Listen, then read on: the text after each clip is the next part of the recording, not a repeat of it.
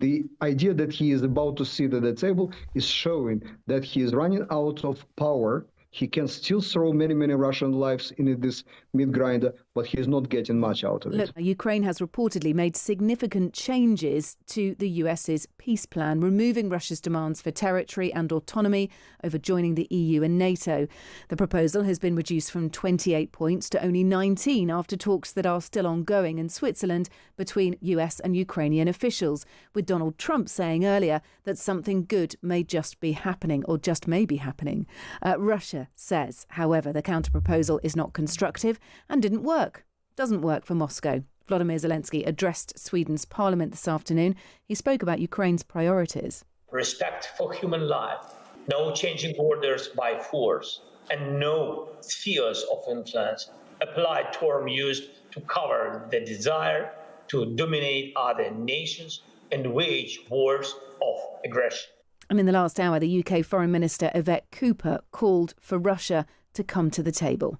Well, I think there's been important progress made, and we've seen from the joint statement made by the US and Ukraine last night that commitment to the just and lasting peace, to sovereignty and also security. And of course, there's a lot more work still to do, but the key thing is that Russia now needs to come to the table and to stop the bombardment of Ukraine, as we saw again last night. We need that just and lasting peace for the people of Ukraine. Well, let's speak to Vadym Pristaiko, who is a former Ukrainian foreign minister and former ambassador to NATO and the UK.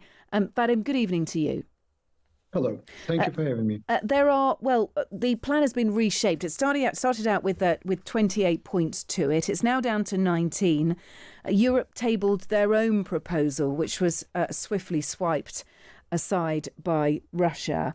I wonder what your take is on where we are so far with this peace plan, whether this is just all part of the negotiation. Do you have faith that middle ground can be found? Thank you. The situation is actually as obvious as you see it.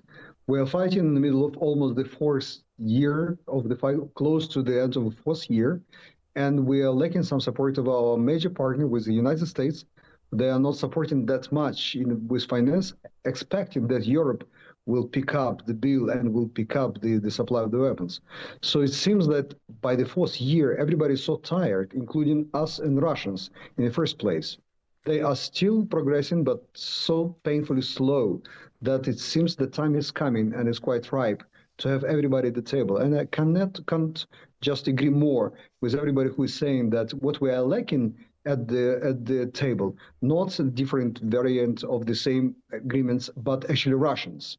We want to understand whether they are ready, or we will have to fight with them until they understand that they cannot progress, they cannot have what they want because of the all support Ukraine is getting, and because of the Ukrainians will not allow it to have it. Okay, look, can we just outline between us? There are some key differences, but I think for our listeners it might be quite good to understand where you think it could be reasonable for this deal to land. We've got the 28-point version, which was, it was a Russian plan, effectively, wasn't it? All kinds of rumours about how it was just directly translated from Russian into English to be used by the United States. We've got the European plan. We've got the amendments made today.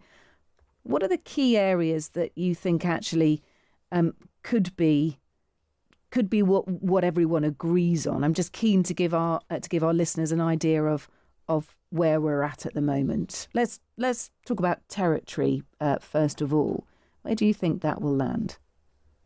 You're right. The 29, 28 is too much to comprehend, and most of them were actually, as you said, written in rather Slavic language. We can see it. We can see it through these English words that's been built up in Russia. What is important here that what agreement seems to be here, that we're stopping where the troops are. And we are not swapping, probably swapping is the wrong word, because we are talking about Ukrainian territories. All of them are Ukrainians. There is nothing of Russia being taken. So they are trying to swap some of our territories for others. But the basis is here. We're stopping or trying to stop the forces where they are. And we believe that some of the territories can be ruled or governed by some international presence. We will never recognize it this land's been taken from us along with our people, but at least we're creating something which would allow us to return to this again, diplomatically, politically, whatever it is. Not many Ukrainians believe that it will be ever returned by the peaceful means, but that's at least it will allow us to stop the war right now. Okay, so to summarise that, you think actually drawing the battle lines where they are now is sensible? Yeah, if we can do it, because the front is very fluid, and the front lines of presence is totally different from what's been there before all our history of humanity. There is so-called kill box up to 100 kilometers sometimes, which belongs to no one. This will be technical difference, but we'll be able to overcome them.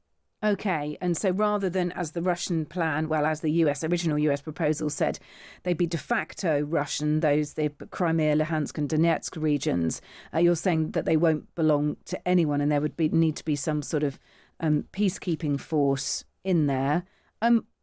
What else is reasonable to land on, do you think, as we're going through these negotiations backwards and forwards? What else makes sense to you, either for Europe to concede or for Russia to agree to? Obviously, there are different things like political. We will never agree that our forces should be limited to the extent or any limitations on our forces. But what is really worrisome that they try to limit our forces to the level where we'll not be able to meet them again. That Ukrainian history says that it will come again and again and again. What is also important, we want to be a part of European Union and NATO. And we believe that Russia has to pay for everything they destroyed, killed, and just whatever the part of Ukraine they managed to take. I believe all of these are quite reasonable. The rest of them can be discussed. What bothers us as Ukrainians, and especially the government and diplomats, that we do not see the clear so-called guarantees, security guarantees for us for the next time. What would happen if they come again? Yeah, and it's whether there's enough in this to actually prevent Vladimir Putin from just going in and trying to finish the job in later years. Look, there are reports that President Zelensky may well travel to Washington to see Donald Trump this week. Around Thursday is what some outlets are reporting. Is that the best way to put pressure on Russia? How would you receive that news if that was to be announced officially that Zelensky and Trump will meet this week? I was doing the previous Ukrainian Minsk negotiations with Russians as the diplomats.